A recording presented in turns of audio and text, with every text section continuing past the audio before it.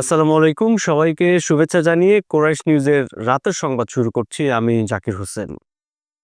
শুরুতেই সংবাদ শিরোনাম। বিচার তাৎক্ষণিক করতে গেলে অবিচার হয়ে যায়, মন্তব্য প্রধান উপদেষ্টার। টেবিল মুক্ত না হওয়া পর্যন্ত অপারেশন চলবে বললেন স্বরাষ্ট্র উপদেষ্টা। ইউক্রেনের রাতভর ড্রোন হামলায় কিয়েভে অগ্নিকাণ্ড, ব্যাপক ক্ষয়ক্ষতি। এবং আবারও চোট পেলেন সৌম্য, অনিশ্চিত চ্যাম্পিয়ন্স ট্রফি। এবারে বিস্তারিত, শুরুতেই জাতীয় প্রসঙ্গ। রাজধানীর শাহবাগ মোড় অবরোধ করে আন্দোলন করা শিক্ষকদের ছত্রভঙ্গ করে দিয়েছে পুলিশ। সোমবার 1:45টার দিকে তাদের ছত্রভঙ্গ করা হয়। দুপুর 1:20 দিকে শাহবাগের সড়ক অবরোধ করেন শিক্ষক নিবন্ধন ও প্রত্যয়ন কর্তৃপক্ষের নিবন্ধিত নিয়োগ প্রত্যাশী এবং সুপারিশপ্রাপ্ত প্রাথমিকের শিক্ষকরা। এ সময় তাদের নিয়োগ বাতিলের প্রতিবাদ জানিয়ে ও দ্রুত নিয়োগ দেওয়ার দাবি জানিয়ে বিভিন্ন স্লোগান দিতে দেখা যায়। অবরোধের কারণে যান চলাচল বন্ধ হয়ে গেলে পুলিশ আন্দোলনকারীদের সরাতে লাঠিচার্জ ও জলকামান নিক্ষেপ করে। সুপারিশপ্রাপ্ত শিক্ষকরা বলেন, তাদের নিয়োগ বাতিল করে যে রায় দেওয়া হয়েছে সেটি বৈষম্যমূলক।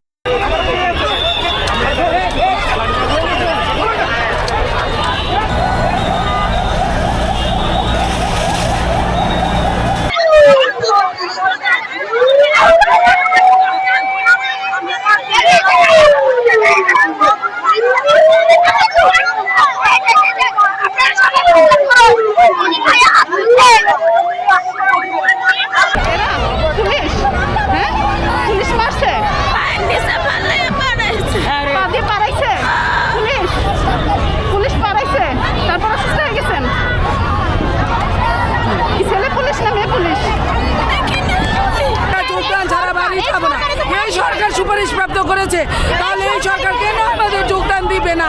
আমাদের কি অপরাধ? তা আমরা এই পরিবার থেকে মানসিকভাবে অনাস্থার শিকার হচ্ছি, সমাজের রাস্তায় বেরোতে পারছি না।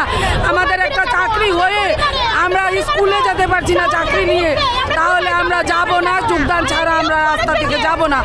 এই চাই আমাদের যোগদান দেখ না হয় ফাঁসি দেখ, আমাদের যোগদান দেখ না হলে ফাঁসি দেখ। আমরা শুধু একটা দাবি নিয়ে আসছি, আমাদের যোগদান দেন ভাই। আপনারাই তো আমাদের রাষ্ট্রীয়ভাবে স্বীকৃতি প্রদান করছেন, আপনারা করেন না। এই ইউনিট সরকার আমাদের রাষ্ট্রীয়ভাবে স্বীকৃতি প্রদান করে এখন কেন তারা আমাদের রাস্তায় বসাই দিয়েছে? আমরা কি রাস্তায় থাকার মানুষ? আমাদেরকে আত্মসম্মান নাই? আমরা বিদ্যালয়ে থাকার মানুষ?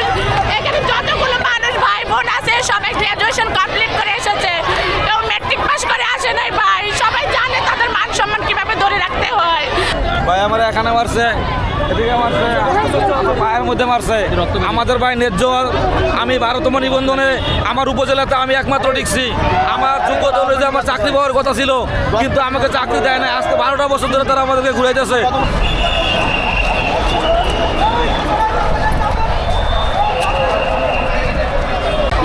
রঞ্জন স্যার 14ই জানুয়ারি আমরা যখন মানববন্ধন করেছি, আমরা 6 মাস যাবত বসে আছি, তখন স্যার বলছিল আমি যেমন এই সরকারের রাষ্ট্রে, তোমরা ওই রাষ্ট্রের একজন, তোমরা মা, আমার সন্তান, আমি ঘরে থাকলে তুমিও ঘরে থাকো। যে কোনো বিচার তাৎক্ষণিকভাবে করতে গেলে অবিচার হয়ে যায় বলে মন্তব্য করলেন প্রধান উপদেষ্টা ডক্টর মোহাম্মদ ইউনূস। সোমবার সকালে রাজধানীর তেজগাঁওয়ে নিজ কার্যালয়ে জুলাই বিপ্লবে আহত ও শহীদ পরিবারগুলোকে রাষ্ট্রীয়ভাবে আর্থিক সহায়তা কার্যক্রমের উদ্বোধনী অনুষ্ঠানে এই অভিমত ব্যক্ত করেন তিনি।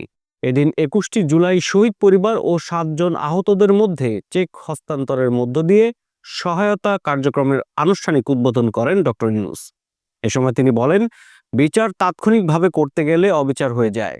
বিচারের মূল বিষয় হলো এটা সুবিচার হতে হবে, যেন অবিচার না হয়।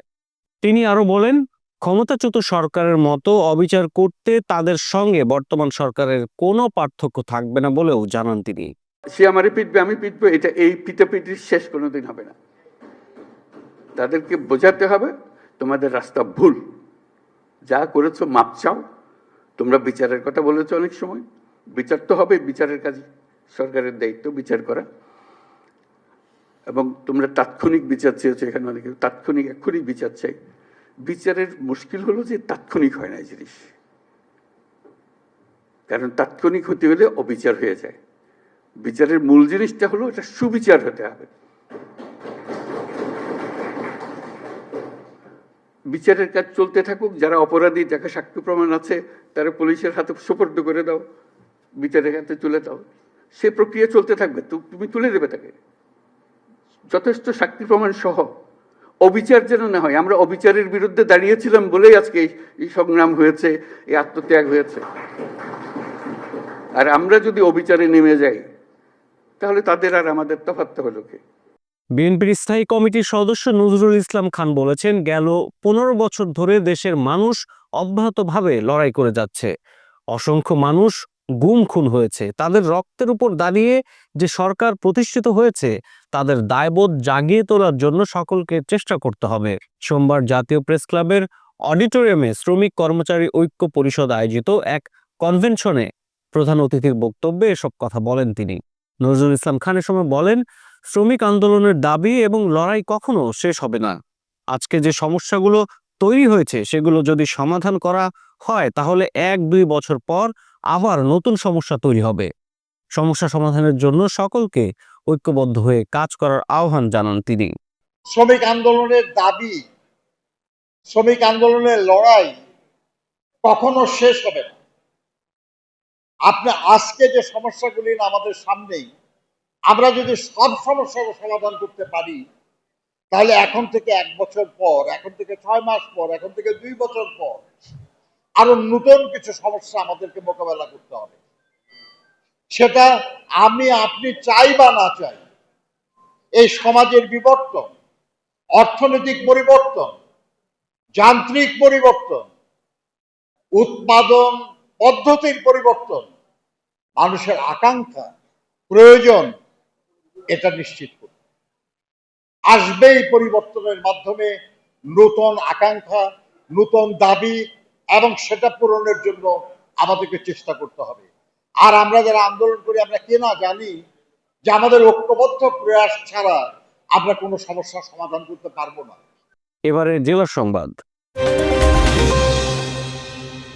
স্বরাষ্ট্র উপদেষ্টা অবসরপ্রাপ্ত লেফটেন্যান্ট জেনারেল জাহাঙ্গীর আলম চৌধুরী বলেছেন, যতদিন ডেভিল দূর না হবে ততদিন অপারেশন চলবে। যারা শয়তান তারাই অপারেশনে ধরা পড়বে। তারা ছোট বা বড় মাপের শয়তান কিনা তা বিবেচনা করা হবে না। সোমবার দুপুরে রাজশাহী জেলা প্রশাসন আয়োজিত সার্বিক আইন শৃঙ্খলা পরিস্থিতি সংক্রান্ত মতবিনিময় সভা শেষে সাংবাদিকদের সঙ্গে আলাপকালে এসব কথা বলেন তিনি। এ সময় স্বরাষ্ট্র উপদেষ্টা বলেন, ভারতের মিথ্যা সংবাদ পরিবেশনের বিরুদ্ধে দেশের সাংবাদিকরা সত্য সংবাদ প্রকাশ করায় তা প্রতিহত করা সম্ভব হয়েছে। দেশের মানুষের সহযোগিতায় চাঁপাইনবাবগঞ্জ সীমান্তে চালানো তাদের অপতৎপরতাও রুখে দেওয়া সম্ভব হয়েছে।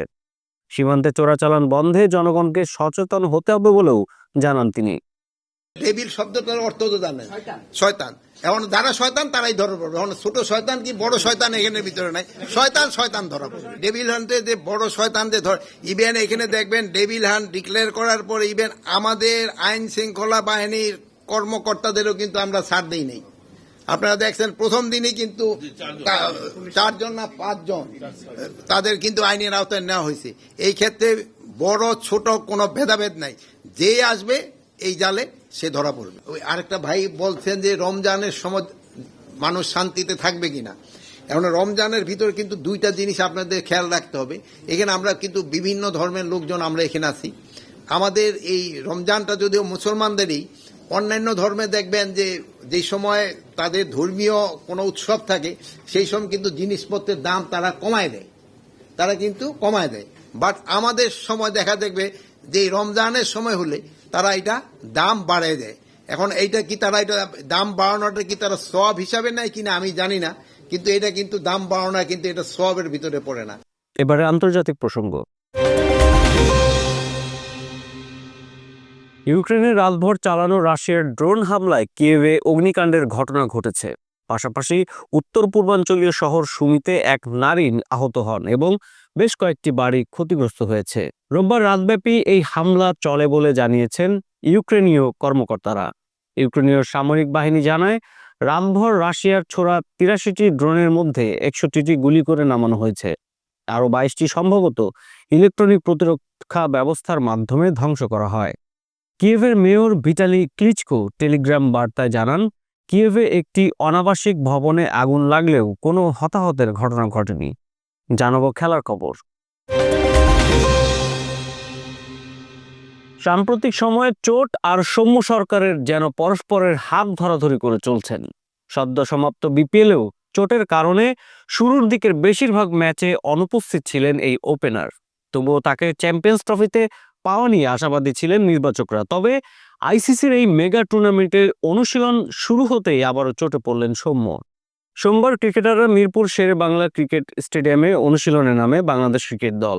সেখানেই নতুন করে চোটে পড়েছেন সৌম্য সরকার। সেন্টার উইকেটে ব্যাটিং অনুশীলনের সময় পেসার মৃত্যুঞ্জয় চৌধুরীর একটি বল তার ডান হাতের আঙুলে আঘাত করে। সঙ্গে সঙ্গেই ব্যথায় মাটিতে লুটিয়ে পড়েন সৌম্য। তবে সৌম্যের চোট গুরুতর নয় বলে জানিয়েছেন বাংলাদেশ দলের ফিজিও। সংবাদ শেষ করব বিনোদন অঙ্গনের খবর দিয়ে।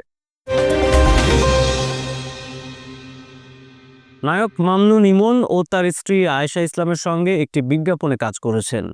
এটি দিয়েই প্রথমবারের মতো অভিনয়ে নাম লেখালেন নায়ক পত্নী।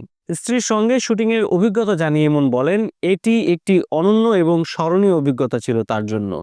স্বামী স্ত্রী মিলে রোমান্টিক গল্পের বিজ্ঞাপনে কাজ করেছেন। স্বামী ইমনের প্রতি কৃতজ্ঞতা প্রকাশ করে স্ত্রী আশা। নায়কের পত্নী বলেন, এটি সম্পূর্ণ নতুন অভিজ্ঞতা ছিল তার জন্য। খুব শীঘ্রই বিজ্ঞাপনটি দেশের বিভিন্ন মাধ্যমে প্রচার হবে বলে জানিয়েছেন ইমন। সংবাদ শেষ করার আগে সংবাদ শিরোনামগুলো আরও একবার। বিচার তাৎক্ষণিক করতে গেলে অবিচার হয়ে যায়, মন্তব্য প্রধান উপদেষ্টার। টেবিল মুক্ত না হওয়া পর্যন্ত অপারেশন চলবে বললেন স্বরাষ্ট্র উপদেষ্টা। ইউক্রেনের রাতভর ড্রোন হামলায় কিয়েভে অগ্নিকাণ্ড, ব্যাপক ক্ষয়ক্ষতি। এবং আবারও চোট পেলেন সৌম্য, অনিশ্চিত চ্যাম্পিয়ন্স ট্রফি। দর্শক, এতক্ষণ সাথে থাকার জন্য ধন্যবাদ। সবশেষ সংবাদ দেখতে চোখ রাখুন কোরাস নিউজের পর্দায় অথবা ভিজিট করুন www.korasnews.com। কোরাস নিউজের পরবর্তী সংবাদ দেখার আমন্ত্রণ জানিয়ে আপনাদের কাছ থেকে এখনকার মতো আমি জাকির হোসেন বিদায় নিচ্ছি। আল্লাহ হাফেজ।